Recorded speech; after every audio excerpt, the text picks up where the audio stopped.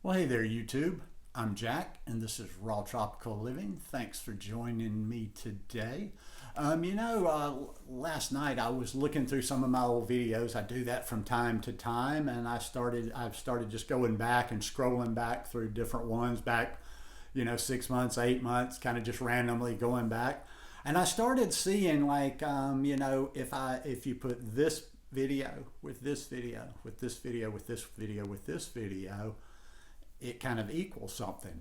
Because I talk more on here. I'm not telling you you need to eat this much of this and three of these and four of those and da da da da da. I'm more about the process, about getting there. So today we're going to talk about building your raw vegan diet piece by piece. But as always, you can build whatever diet you happen to be following or you want to follow piece by piece. But it is very much just a process, and it's always going to be a process. I have to think outside of the box for every one of the videos that I do because, I got into this in the first place. It just started 11 years ago. Just started focusing on my health, started researching about my health. Found out about this lifestyle, the way that I eat now, the way that I've gotten to where I eat now. I didn't eat exactly like that in the beginning, but it just made sense for me. I thought it made sense for me.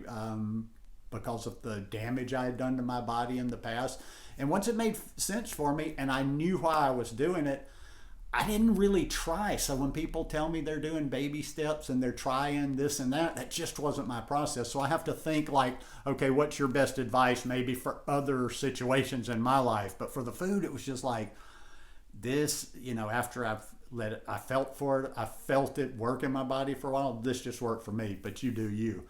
But for a raw vegan diet or any other, I've talked about many times before, you stock your house. You put good things here, you get rid of the bad things. You make it very convenient where you have fresh fruits and vegetables and things to make things with, like your salad dressing. That's important too, is to have ingredients around.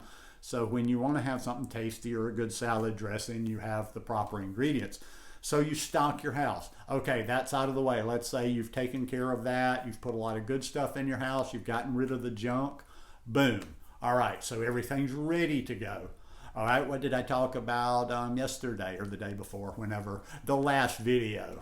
I talked about how you have to enjoy your food, and I've talked many times before about finding recipes that you like. Get however many that you feel that you need, but get your recipes and get ones, to reiterate yesterday, that you actually like, that you're really excited to eat, not just something you're going to sit down and go, yeah, I can tolerate this to get through my meal. Okay, that's two. You've stocked the house, you've got your recipes, and then you just really start to, that's where the pieces just start, really, you come together. Okay, then you plan breakfast. What are you going to eat for breakfast, or what are you going to eat for the first meal of the day if you don't really like put things into a breakfast, lunch, and dinner format? So you start off, this is what I'm going to have for my first meal today. Maybe it's even other routines that start in there. Maybe your routine is to have water, have 32 ounces of water to hydrate first. But okay, you've planned what that first meal is going to be. And then you just kind of keep adding those pieces to it. Now, like I say, just go step by step. You've got the first meal of the day. If you're one that generally starts getting hungry mid-morning or gets hungry between your first meal and your second main meal or your second actual meal of the day, then you need to plan what you're going to have for your first. You're going to need to plan something for mid-morning, sort of a snack, whether that's just nibbling on some fruit, having a smoothie, whatever. And then you want to plan what you have for lunch. Then, I'm sure you can see where it's going from here, but then you would figure out, okay, well, if you're also somebody, some people like that. Some people like to break it down into smaller and have 5 feedings during the day, where it's almost like breakfast, lunch, dinner situation with a couple of snacks mixed in mid-morning, mid-afternoon. So figure out something for mid-afternoon, figure out something for dinner. And as I've said also many times before, that it's like some people will have to plan out every detail. It may be, some people, you got to do what you got to do to get there. For some people, it might be actually planning out the day before exactly what I'm going to eat. I know I'm going to eat this meal for breakfast. I know I'm going to have this snack. I'm going to eat this lunch. I'm going to have this snack. I'm going to have this dinner. For others, it can be a little looser. It can just be like, I kind of know sort of what I'm going to eat throughout the day. Me personally, like a lot of the things I eat, there's not necessarily this is a first meal of the day food or drink, or this is something I eat last. I mean, for breakfast, I can have anything from, just some fruit chopped up. I can have a smoothie like I had this morning, beet, banana, and frozen blueberries. I can have a green smoothie. Or every once in a while, I'll get a wild hair and I just want to have my salad first thing in the day. And I'll get up. And usually if I have a salad first meal, I'm waiting a little bit later, like to 10 o'clock. But yeah, you just put those things piece by piece by piece by piece. And you do that. And okay, if you're not ready, if you need to take the baby steps, I really don't understand the baby steps with food. You either eat or you don't eat, like Yoda said. What's a baby step? But you just put it all together like that.